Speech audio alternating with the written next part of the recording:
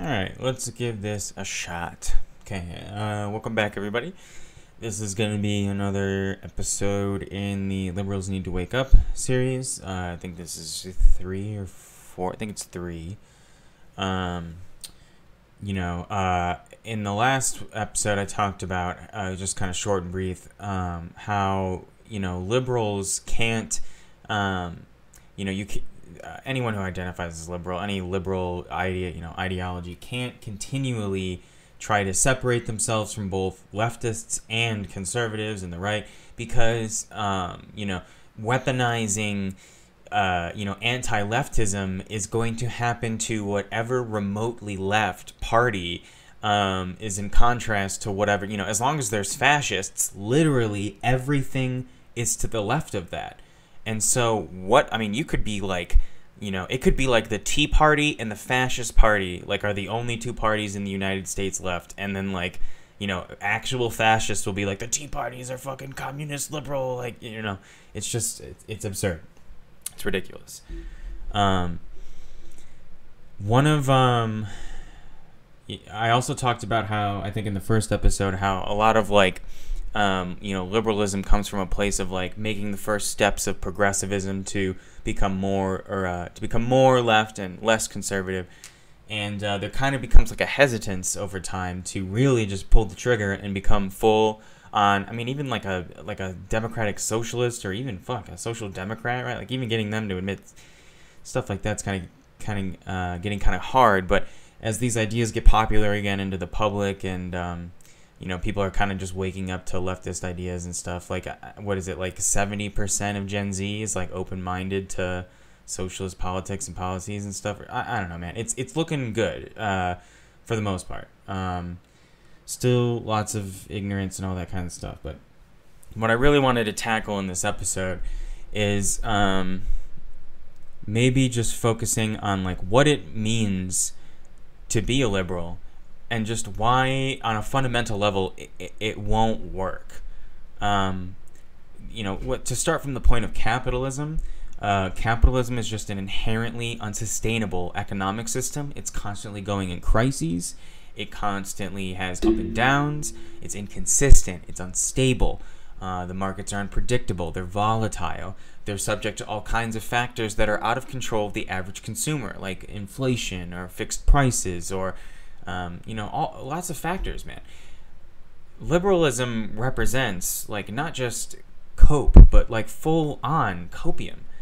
Republicans, conservatives, fascists, alt-right, they have a fear-based need, a visceral, primal need to a fear to stay with that group, to stay with that party, to stay around those people. It's so based in anti-immigrants and misogyny and xenophobia and classism and hating the government but loving corporations because that makes sense, and basically just all kinds of mental illnesses that we call a political ideology. Conservative. What has conservatism brought in America? Donald Trump, George Bush, Ronald Reagan, some of the most oppressive criminal reform, some of the most violent war efforts, some of the most unforgiving economic policy. This is the legacy of conservatism, a cancer, an infestation of fear and ignorance that permeates so much of tradition and just personhood in all of our families and societies. It's an infection. So what is liberalism, right? We kind of look, you might be you might start developing a little bit more of an open heart and just a basic level of kindness and respect for everybody, and deciding hey, maybe I don't know everything, and maybe this person that I judge basically. And you can call this bias all you want.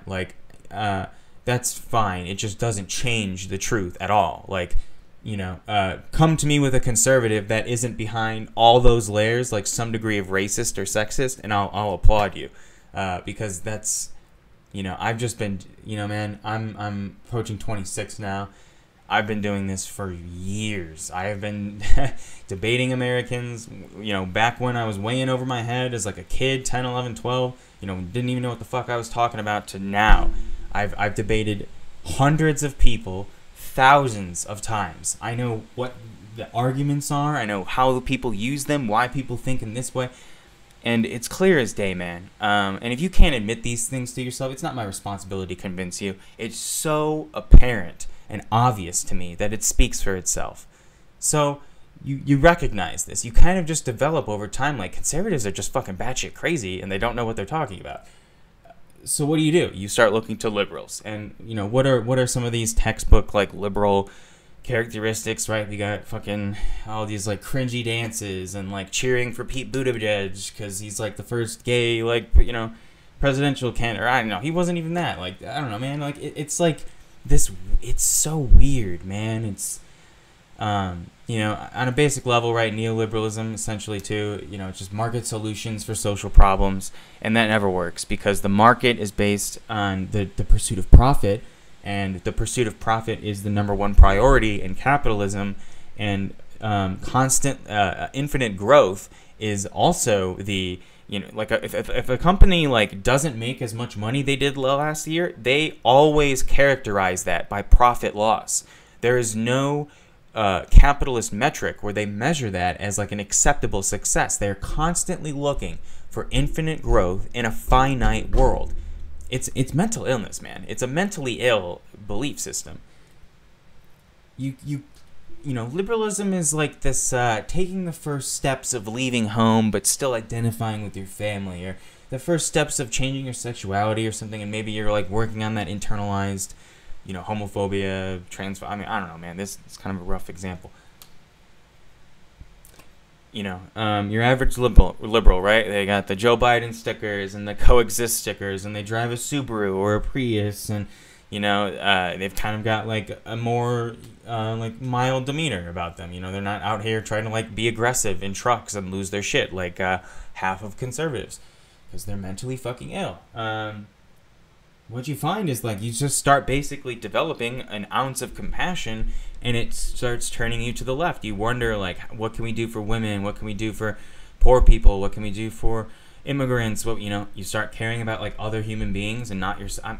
You know, anyone can act like I'm being reductionist, but seriously, like, point to me a single conservative that doesn't act this way. Dave Rubin, Ben Shapiro, Tucker Carlson, Nick Fuentes, Steven Crowder, you know, Chris Wallace, Bill O'Reilly, Megyn Kelly, Candace Owens, Tomi Lahren, Lauren Southern, you know, no, I'm gonna keep going, man. Like fucking Dennis Prager, Dinesh D'Souza, the Breitbart guy, Stephen Bannon, yeah, you know, fuck, man, I could keep going. You know, all these people, man. There's just not. They don't. When push comes to shove, man, their real, like, idiocy is, putting it gently. I would just way rather call it what it is, man, which is just like bigotry and hate and apathy. It's just wrong. Liberals see this, they move away, they start trying to distance themselves, but on a fundamental level, all liberals are capitalists. And since we don't have this anti-capitalist consciousness, this literacy articulation in not only American culture, but just Western, it's just very, you know, lots of capitalist countries have done a great job suppressing that. But all liberals are capitalists, and all of the issues of our society comes from the state, capitalism, imperialism, the patriarchy, and this is all proven with math and science and basic analytics and dialectics, which are not the mechanisms of the average intellect of a liberal, of a conservative. They don't do this, man. They think like, yes, like, this is the party I am, this is what this person says, this is what I need to believe, this is why this, and they say this and this, right? Like, liberals know that gay people are chill and good, and like conservatives fight on that, which is another red flag. Like, just look down the conservative ideology and it's nothing but fucking red flags. Like, just people believing in something. It's like clearly a huge red flag.